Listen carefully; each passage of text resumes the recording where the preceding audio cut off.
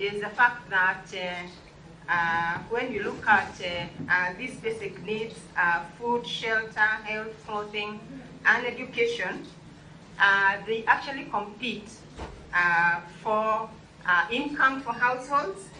And when we think about the bottom of the pyramid, it means that they are competing for very meager income.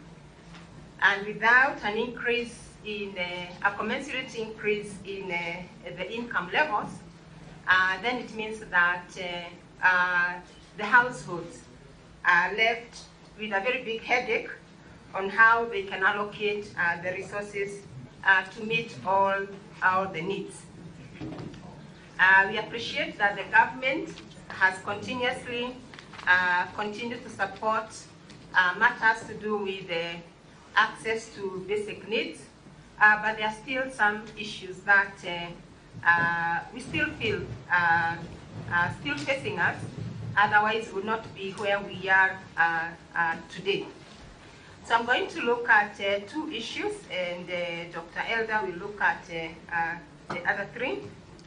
And the first one is to do with the adequacy of food and of acceptable quality. And start by saying that, yes, the government has given priority to food production to achieve food and nutrition security.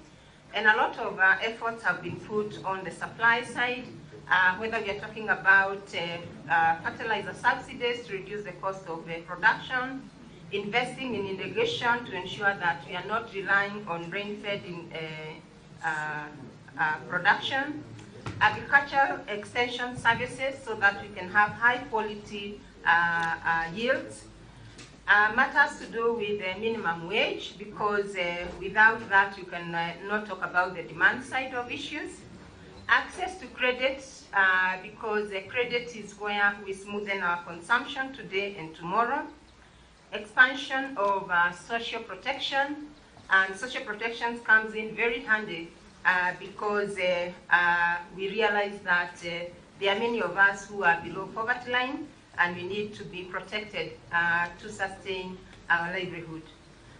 In addition is making markets work, and there's a lot that is happening. Right now we have a Ministry of Cooperatives, a very key move forward in terms of not only aggregation, but also supporting farmers to see that they can access markets.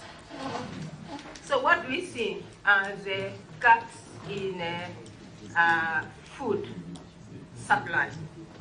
Of course, as a country, we are producing food, but there are circumstances when you find that the supply of food results in some areas having bumper harvest and other areas not having any food.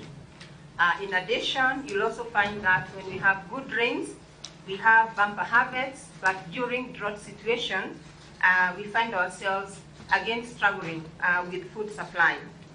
It means that there's one element we are not exploiting, and this is the value addition, which we do through manufacturing. And manufacturing costs